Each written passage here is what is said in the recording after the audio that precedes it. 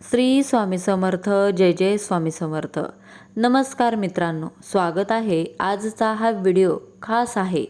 श्रावण महिन्यात मिथुन राशीला अचानक मोठा धनलाभ होणार आहे.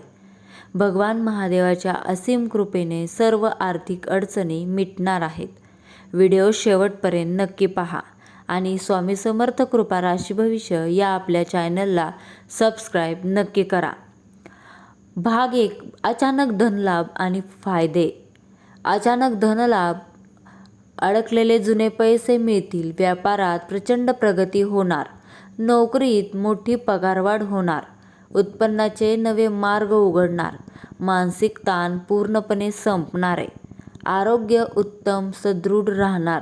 कुटुंबात आनंदाचे वातावरण निर्माण होणार आहे. ती रास म्हणजे मिथुन रास. तुम्ही कधी शांत चित्ताने विचार केला आहे की जगातील या अथांग लोकसंख्येमध्ये तुमचा जन्म मिथुन राशीत का झाला? तुम्हाला देऊ हे विशिष्ट विचार, ही चंचलता आणि ही तीव्र बुद्धिमत्ता आहे. का लाभली? सर्व स्वप्ने ज्योतिषशास्त्राच्या आणि गरुड पुराणाच्या अत्यंत गूढ संदर्भानुसार मिथुन राशी जन्म घेणाऱ्या आत्म्यांचा पुनर्जन्माचा इतिहास अत्यंत रंजक आणि कर्मप्रधान असतो. जर तुमची रास मिथुन असेल किंवा तुमच्या परिवारात कोणी खरेदी करण्याचा योग आहे, तर आजचा हा व्हिडिओ तुमच्या आयुष्यातील सर्वात मोठा लॉटरी डोळे उघडणारा प्रसंग ठरणार आहे.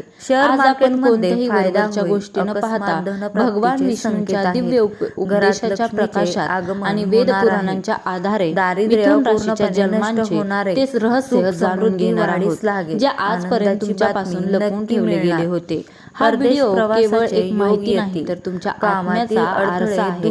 म्हणून आपले चित्त एकाग्र करा आणि या आध्यात्मिक प्रवासात तुमच्यासोबत आमच्यासोबत सर्व दूर पसरणार आहे. राशीचे मूळ रहस्य ग्रहांचे गोचर आपल्याला प्रथम कालपुरुषाच्या चक्राचा अभ्यास करावा लागेल. संपूर्ण ब्रह्मांड हे विधात्याचे शरीर आहे आणि या शरीरामध्ये मिथुन रास हे तिसऱ्या स्थानाचे प्रतिनिधित्व करते. ज्योतिषशास्त्रामध्ये तिसरे स्थान हे पराक्रम, संवाद, साहस, अधिपती शनी भाऊ आणि आपल्या हातांच्या कौशल्याचे मानले गेले आहे. या राशीचा स्वामी बुधदेव आहे. बुध म्हणजे बुद्धी, विवेक, वाणी आणि व्यापाराचे दैवी रूप. मिथुन ही वायू तत्वाची रास आहे आणि तिचा स्वभाव द्विस्वभाव आहे. वायू जसा कधीही एका ठिकाणी स्थिर राहू शकत नाही, तो सतत वाहत राहतो. अगदी त्याचप्रमाणे मिथुन राशीच्या व्यक्तींचे मन आणि विचार सतत गतिमान असतात. परंतु या राशीचे सर्वात मोठे वैशिष्ट्य तिच्या प्रतिकावरती दडलेले आहे. सर्व 12 राशींमध्ये मिथुन ही एकमेव सरकारी कामात यश, ज्याचे प्रतीक वरिष्ठांचे जोडप्याचे. या प्रतीकात एक स्त्री आणि एक पुरुष दाखवले आहेत. पुरुषांच्या हातात गदा आहे, ती शक्ती आणि कष्टाचे प्रतीक आहे. स्त्रीच्या हातात वीणा आहे, जी कला, संगीत आणि संस्कृतीचे प्रतीक आहे. हे प्रतीक दर्शवते की मिथुन राशीच्या व्यक्तींमध्ये एकाच वेळी दोन प्रकारची ऊर्जा कार्यरत करत असते. एका बाजूला अत्यंत व्यावहारिक आणि कठोर निर्णय घेण्याची क्षमता, तर दुसऱ्या बाजूला अत्यंत भावनिक आणि कलात्मक मन. हा जो दोन परस्परांविरुद्ध स्वभावांचा मिलाप आहे, तोच या राशीचा सर्वात मोठा आशीर्वाद आहे आणि हाच त्यांच्या चिंतेचा विषय देखील ठरतो. पण हा द्विस्वभाव आत्म्याला का मिळतो? व्यापारी वर्गाला कोणते कर्म घडते, शेअर मार्केटमध्ये घडत होते की निसर्गाने या आत्म्याला एका शरीरात सुरू असल्यास अस्तित्व दिले. चला आता आपण त्या मूळ आध्यात्मिक रहस्याकडे वळूयात. भगवान श्री हरी विष्णू यांनी गरुड पुराणामध्ये कर्माच्या गतीचे वर्णन करताना सांगितले आहे की जेव्हा एखाद्या आत्मा आपल्या पुनर्जन्मात ज्ञानाचा संचय करतो, विवाहाचे योग जुळून येतील, सर्व संकटे दूर होतील.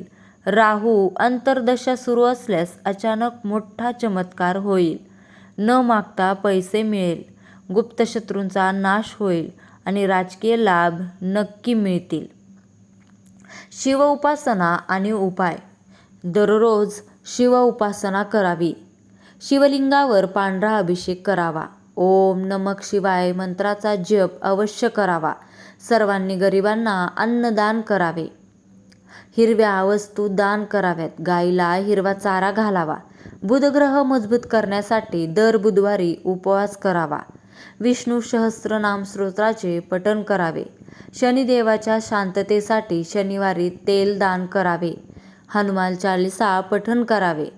पिंपळाच्या झाडाची पूजा करावी, पशुपक्ष्यांना अन्न द्यावे, राहूकेतूच्या शांतीसाठी महादेवाचा जलाभिषेक नित्य करावा, शिवचालीसा वाचावी, दररोज गरिबांना शिवचालीसा वाचावी, दररोज गरिबांना छत्री दान करावी, कुत्र्यांना भाकरी खायला घालावी. आणि श्रावण महिन्यात घ्यावयाची काळजी. वाणीवर पूर्ण नियंत्रण ठेवावे, अहंकार करणे टाळले पाहिजे, पैशांचे योग्य नियोजन करावे, अतिउत्साह कोणताही चुकीचा निर्णय घेणे टाळले पाहिजे. नक्की गुप्त आर्थिक योजना कोणाशीही शेअर करू नका अजिबात. कागदपत्रांवर नीट सही करावी, कोणावरही आंधळा विश्वास ठेवू नका. या श्रावण महिन्यात पैशांची उधळपट्टी करू नका. मिथुन राशीच्या माझ्या प्रिय लोकांनो, ही माहिती आवडल्यास लाईक करा, कमेंटमध्ये नक्की सांगा तुमची रास कोणती आहे. व्हिडिओ जास्तीत जास्त लोकांपर्यंत शेअर करा आणि तुमच्या सर्व मित्रमैत्रिणींना हा व्हिडिओ नक्की शेअर करा. आणि भेटूया अशाच एका व्हिडिओमध्ये. तोपर्यंत श्री स्वामी समर्थ. जय जय स्वामी समर्थ. हर हर महादेव. धन्यवाद.